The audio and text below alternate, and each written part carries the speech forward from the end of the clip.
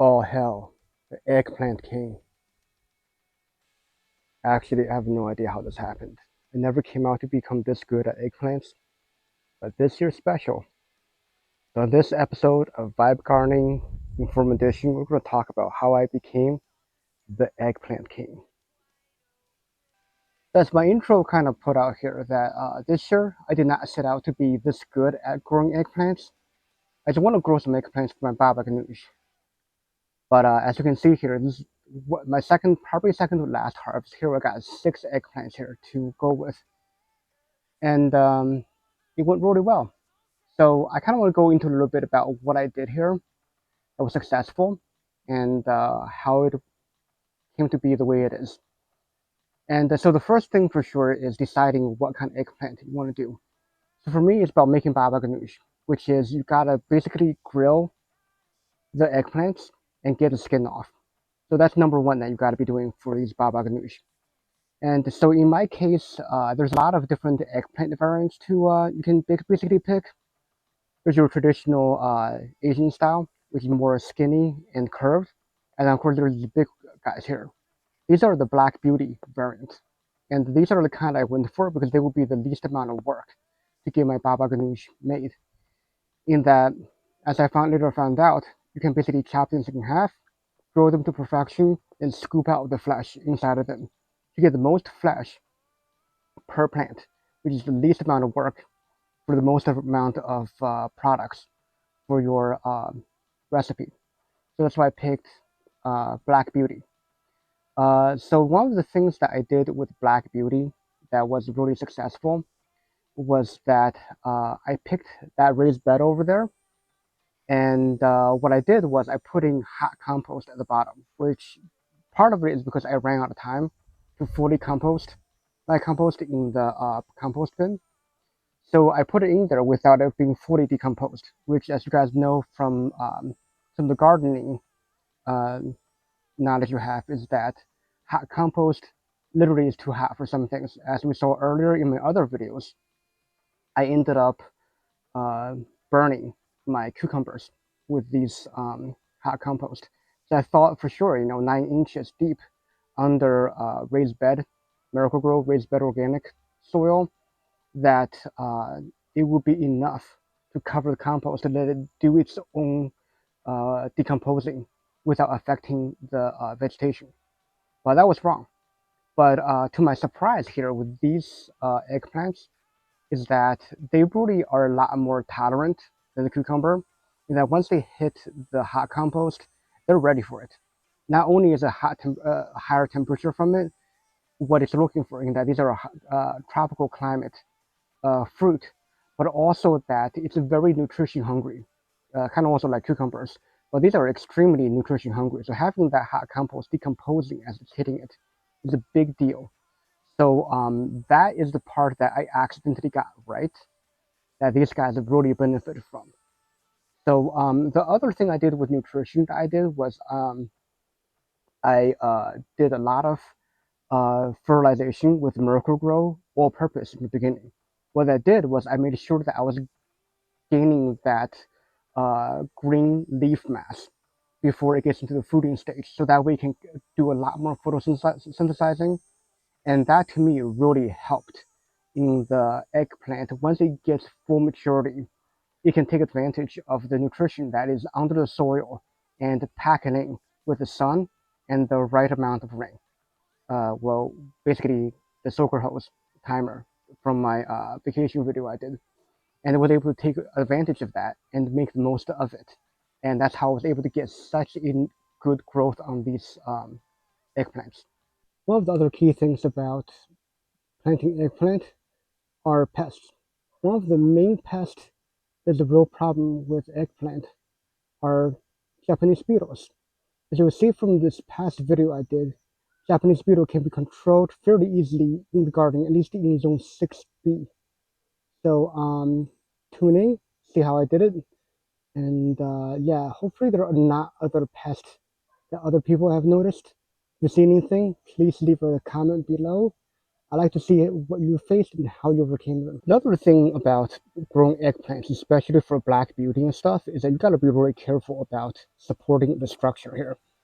As you can see, as we zoom in here, I got this trellis, multi-purpose trellis here that I was able to convert into a fence for it.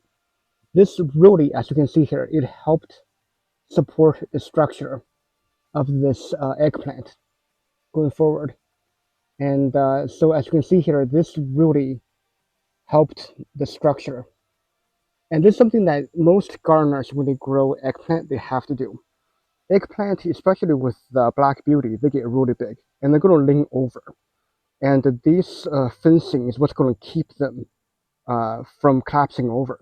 One way to get around it from watching a video by Jack from Epic Gardening when he basically raided Kevin's garden when he was in Alaska. What he did was he talked about how he basically compacted the eggplants together to be able to have them support each other. That's another thing you can do for yourself when you're doing eggplants, in that you can get them to compact together and support each other. But in my case here, I built these little fences to keep it leaning over. And that, in conjunction with the fact that if you look at here in the raised garden, there is quite a bit of, you see that metal sticking out on top? I got a good about a foot of metal sticking up, and that really helped the fence I built from leaning over, and that kept the eggplants upright. The other thing here I do is I put a little stick here for support. As you can see, this stick is a Y shape, and this Y shape here really helped put up this branch when I still had one of the eggplant I harvested. As you can see, I already harvested that eggplant. That's the little nub here. And what it did was it kept this branch upright, supporting the fruit as it got bigger. That's how I was able to get such a big eggplant without the branch snapping. That's one of the biggest challenges you can have as eggplant gardener.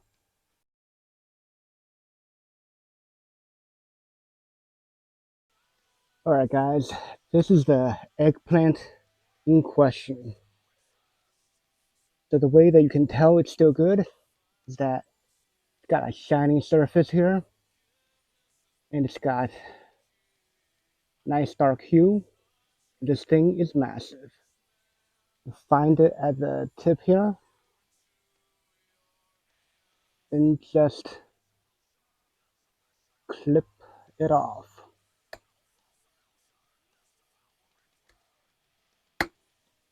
There you go. And this is the masterpiece prize harvest right here.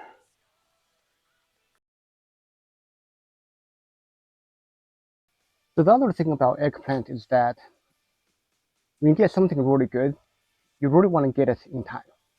So when you're harvesting, as you can see, some of the eggplants, you want to really like this big one. See how shining it is? The gloss here, this gloss is showing. It's really shiny. So when it's shiny like this and you squeeze it as consistency of a peach, that tells you that it's basically ready for harvesting. This is crucial for getting yourself the eggplant at the right time, because you let it go too long, it's going to get tough and it's going to, basically the flavor is not as good. So you really want to get it before it gets too tough. That's how I harvest it. Though this one right here, not everything is going to be perfect, right? As you can see, this doesn't have nearly as a kind of shine as this one right here. And it's also a little green, it's got deformities. I don't quite know what happened with this fruit here, but obviously every plant, you can't win with every harvest. So this is a good example of a harvest that wasn't exactly perfect. I'm sure as you mix it in with the other stuff, it'll taste just fine. But again, with cooking, you want to make sure you get the best eggplant for your dish. Another thing I'll get to in my next episode is about saving seeds. It's one of the things I have not done this year. So for something like this, for eggplant, you want to take one that's really big, like this one, and you want to get it over ripened, way past the shining stage, and it's starting to show signs of rotting a little bit on the vine. And obviously this year I'm getting a little too hungry. I want too much of the Papa Ganoush really to be patient to wait for that. So what I've done was I actually harvested the best flavor. because I'm really sure I can get another great batch of pre-germinated eggplants from my source here. I got it from my local organic farm, Jacob's Fresh Farm in Chelsea, Michigan. And I'm a big fan of theirs. I'm actually a member of their CSA, which I'll have another episode later on about supporting local agriculture. And because of knowing that he's going to be able to provide me with the best possible plants later to plant, I can safely ignore, say, saving something like this, where I really want the produce. So yeah, so this year I'm not saving any, but I'm sure I'll be getting some really good stuff next year. So there you have it. It's very simple. Like I said, this is a short little thing about how I am able to get my eggplant to be so nice this year. Eggplant, as I'm discovering this year, is that it's one of the easier plants to plant if you give it enough nutrition, plenty of compost. And as I've done with all my other plants, I basically gave them a boost in nutrition in the beginning when they're in early vegetation stage to give them more green biomass to be able to photosynthesize. Once you get that done, then you can basically let the compost do its work. Now, if you're really eager, you can also actually give it more fertilizer as you go. But compost really is going to be enough, especially give you it enough, and it'll be absolutely great. And one more thing I forgot to mention is about companion planting. What I've done with these eggplant is that I've basically let them live with a bunch of celery. But celery is really a shadow, shadower. I mean, there's really not a shadow root on plants out here. But celery is a shallower root, so it's really on a whole different root level as eggplants. As eggplants go deep with the roots, so the celery itself also created a bit of a structural support for these eggplants. Hopefully, I didn't crush them too much with the weight of the eggplants, but they've really worked out pretty well together. As I've had some celery and be able to make some chicken soup with it. So if you get the right companion plant, get the compost down, and with enough watering, these guys will thrive and give you everything here. So I'm with these six, I'm coming to be about 36 eggplants for my six plants, which is averaging about six large eggplants per plant. And honestly, I think that's a very good harvest. So this is how you can get yourself a good harvest with these black beauties.